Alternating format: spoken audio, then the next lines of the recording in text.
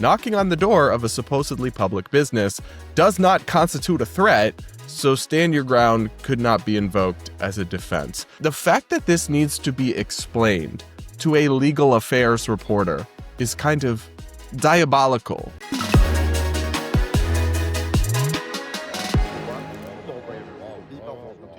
Up first, we do have to talk about a media story, some drama from the journalism world where journalists are such a fascinating class of people, and I say this as a recovering journalist myself, but a Politico correspondent, so kind of an inside the Beltway swamp denizen, a mainstream media star, is getting roasted for a truly unhinged tweet that he posted that I'll probably have to explain to you a little bit for you to understand just how crazy it is. But the context, of course, is the massive debate and discourse over the Somali fraud scandal in Minnesota, where at this point it's very clear there is rampant fraud not exclusively among Somali people, but disproportionately being committed by Somali Americans and Somali immigrants in Minnesota, where they were taking advantage of different welfare and subsidy programs with sham businesses.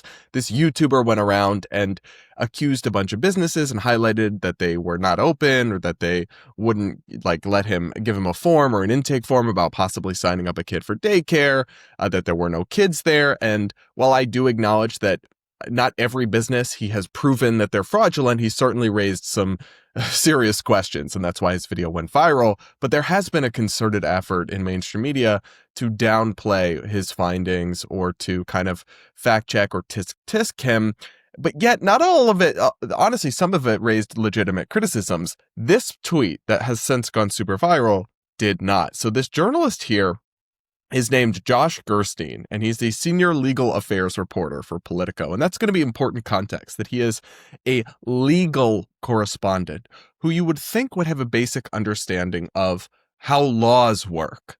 But apparently that's not a requirement for that position, because he tweeted, "At some point, the amateur effort to knock on doors of home daycares intersects with robust stand your ground laws."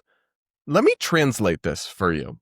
What he's saying is he's referencing stand your ground laws, which are laws that say that you have a right to defend yourself if you face a threat and you do not have a duty to retreat. So these laws have been particularly passed in places like Florida, and then they become at issue when there's a self-defense or killing, depending on how you look at it, some sort of death that occurs because someone defends themselves, typically using a firearm, and they don't retreat. They just stand their ground. That's where this comes from. And then he is saying that the attempt by people like Nick Shirley, I guess, to go around and investigate some of these public businesses by knocking on their doors somehow conflicts with stand your ground laws. Now, there's so many problems with this, it's hard to know where to begin, but the community note is a good place to start, the fact check that was appended to this. Stand your ground laws remove the duty to retreat from a threat when a person is in a place they have a legal right to be. Knocking on the door of a supposedly public business does not constitute a threat, so stand your ground could not be invoked as a defense. Really, the fact that this needs to be explained to a legal affairs reporter is kind of diabolical. And that's why this tweet has blown up and gone so viral. But stand your ground laws don't let you shoot someone who knocks on the door of a public business. What? Is that what liberal journalists think of Second Amendment, pro-Second Amendment, pro-self-defense states? Is that the impression they have? And the funny thing about this as well is, of course, the scandal is focused on blue states like Minnesota, which don't have stand your ground laws. So it doesn't even make sense on its own terms. But guys, there's been an overwhelming pushback to this tweet, and it became a viral trend so big that even the federal government weighed in on it. I'm going to show you some of what they said. But first, do make sure to subscribe if you aren't yet. Hit the like button while you're at it. And please the best way to support my work is to become a channel member here on YouTube. You will unlock early access to full ad-free episodes of the Red versus Everyone podcast, and it's the best way to help me stay independent, call out BS on the left and right, and not have to pander to the partisan side of one side on the YouTube algorithm. So if you can, check out the link in the description and please become a channel member. Now, I want to go over some of the backlash to this guy's tweet because I found it very amusing, and then it got so bad that even the federal government weighed in. So first, here are some critics, more from the conservative side of the spectrum. National Review's Charlie Cook wrote, "Reminder that journalists have absolutely no idea what stand your ground laws actually do, in what circumstances they apply, and why they were passed." And that would be kind of embarrassing for a journalist to make this kind of mistake just in general, but to make it when you're a legal affairs correspondent, yikes. Yikes. So Dana Lash, who is a pro-Second Amendment conservative commentator, wrote, "This isn't even remotely how stand your ground works, and it's abhorrent and irresponsible that you promote otherwise in your role. People like you demonize firearm owners while recklessly encouraging people to randomly shoot others for knocking on a door. Unreal." Now, I'll say that I think she's obviously got a legitimate critique here, but also I don't think he encouraged people to shoot anyone. I think he was suggesting a conflict that doesn't exist, but I don't think he was saying, and it's good and you should shoot people who knock on your doors. I think that's reading a level of bad faith or of incitement into his tweet that doesn't exist in the actual text of the post anywhere. So, I think, and you will see that becomes relevant when the feds weigh in.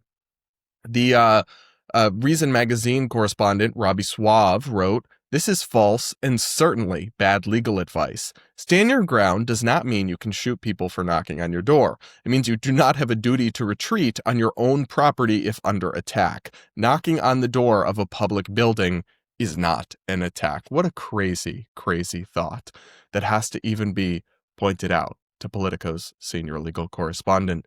And that's the thing. I think that's why this resonated and went so viral, is it's just, obviously it's just one tweet from one reporter, but it just blew up. And I think it's because it gets at something true, but also like very important, which is that there is a big, and this is part of why mainstream media has lost the trust of the American people so intensely, there is a big disconnect from the people who staff most of these establishment newsrooms and the American public. The percentage of these journalists that own a gun or go to church regularly or are pro-life or any of these things that are very widespread in the country they're supposed to cover is vanishingly small. It's overwhelmingly a certain type of coastal elite with a certain type of experiences and backgrounds and views that staffs these media institutions. And there's nothing wrong with people like that working in media, but when it's only or mostly them, and they're supposed to cover a country fairly that is big and diverse and has lots of different types of people with values,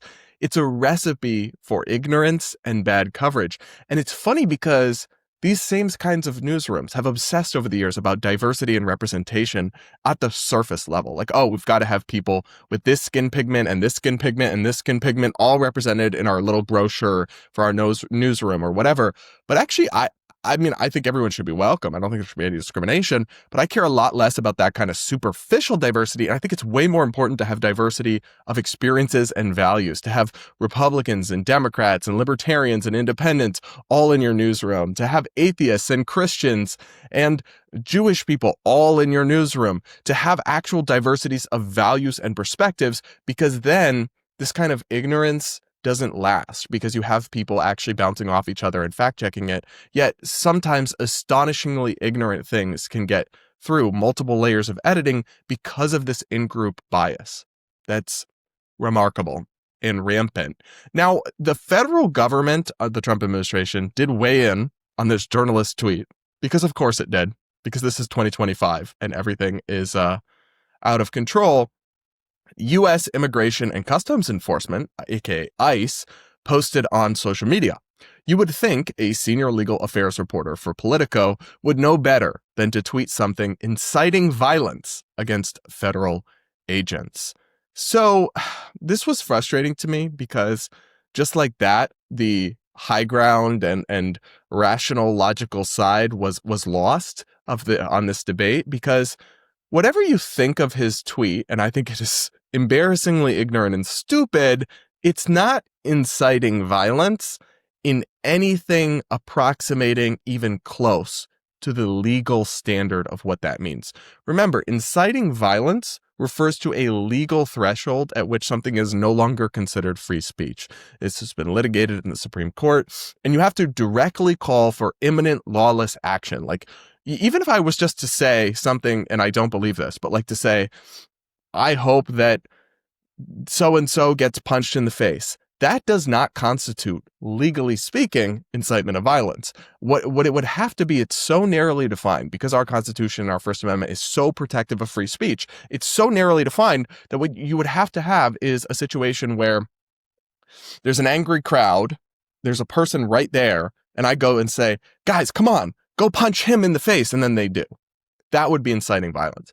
Simply observing in a tweet, in the abstract, directed to no one, directed at no one in particular, that it could lead to conflict based on this, of course, this incorrect analysis, that if people are knocking on doors and they're stand your ground laws, isn't saying anyone should kill anyone, isn't saying that it is right or moral or justified to kill people, isn't directing anyone to kill anyone. So calling an incitement of violence is just flat out wrong.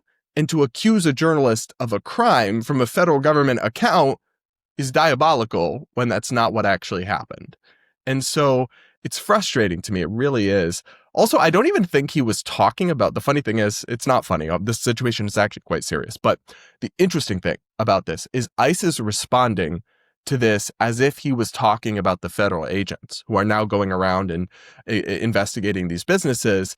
I actually don't think he was, hence the word amateur in his original tweet. I believe he was talking about the journalists like Nick Shirley or independent YouTubers, content creators. He wasn't speaking about the federal officials, but they interpreted it as if he was talking about the ICE agents and DHS employees who are going around investigating these businesses in response to this viral controversy. I don't actually think that's what happened here. So I think they missed each other, and I think it's an embarrassing mistake for the federal agencies to make, and maybe they just need to be less online. And stop posting on social media in this antagonistic way and just focus on their jobs. Crazy take, crazy thought. I know. I don't know. You guys will have to let me know what you think in the comments below of this journalist and of the response. Make sure to subscribe, to hit the like button. Do consider becoming a channel member if you can swing it to support my content, and like, comment, subscribe, yada, yada, yada.